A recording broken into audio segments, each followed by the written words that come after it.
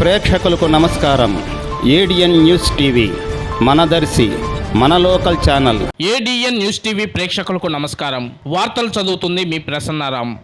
మండల సర్వసభ్య సమావేశంకు గైర్హాజరు కాని అధికారులపై మెమోలు జారీ చేయాలని దర్శి నియోజకవర్గ శాసనసభ్యులు డాక్టర్ బుచ్చేపల్లి శివప్రసాద్ రెడ్డి ఈఓఆర్టీకి ఆదేశాలు ఇచ్చారు.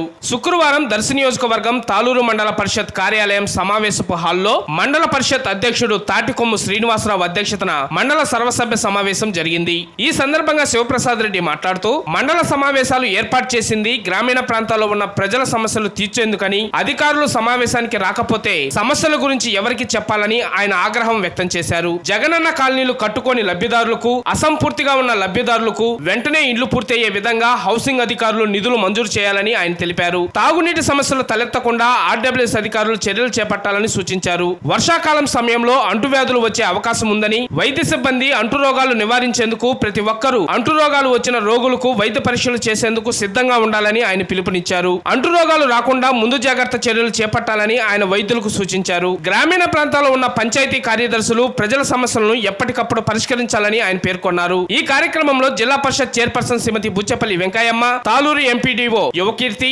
పంచాయతీ కార్యదర్శులు, సర్పంచులు, ఎంపీటీసీ సభ్యులు తదితరులు ఈ కార్యక్రమంలో పాల్గొన్నారు. ఎలక్షన్ అయిన తర్వాత ఈ ఫస్ట్ జనరల్ బాడీ మీటింగ్కి అవకాశం కల్పించిన ప్రజాప్రతినిధులందరికీ, అక్కడ గెలిపించి ఈ ప్లేస్లో పెట్టిన ప్రజాప్రతినిధులకి, నాయకులకు నమస్కారం. ముఖ్యంగా ఈరోజు జనరల్ పరిషత్ మీటింగ్లో ఎంపీఓ గారు, ఎంపీపీ గారు గమనించాల్సిన విషయం ఏంటంటే, మొత్తం 13 రివ్యూలు జరగాల్సింది. దాంట్లో ఒక 3-4 మాత్రం రివ్యూలు జరిగేసి మిగిలిన డిపార్ట్మెంట్ వాళ్ళు ఆబ్సెంట్ అవ్వడం జరిగింది. మండల పరిషత్ మీటింగ్ అంటే ఏ సర్పంచ్కైనా, ఏ ఎంపీడీసీకైనా గ్రామాల్లో ఏం సమస్యలు జరుగుతుంటే ఆ సమస్యల గురించి ఎక్స్ప్లెయిన్ చేసుకోవడం కోసం సుమారు 2-3 నెలలు వెయిట్ చేసి వాళ్ళ సమస్యలను డిస్కస్ చేసుకుని వస్తారు. కాబట్టి దయచేసి ఎంపీఓ గారు ఈరోజు మీటింగ్కి ఎవరెవరు ఆబ్సెంట్ అయ్యారో వాళ్ళందరికీ ఒక మెమో జారీ చేసి కాపీ నాకు పెట్టాల్సిన అవసరం చూస్తున్నాం. డాక్టర్ గారికి కూడా కాపీ పంపించాల్సిన అవసరం. అదేవిధంగా ఈరోజు రివ్యూ జరిగినట్టు ముఖ్యంగా హౌసింగ్ దాంట్లో వచ్చేకి గతంలో రీసెంట్గా ఎలక్షన్ జరిగినప్పుడు కొంతమంది బిల్డింగ్స్ కట్టుకొని కొన్ని బిల్స్ పెండింగ్ ఉంటాయి.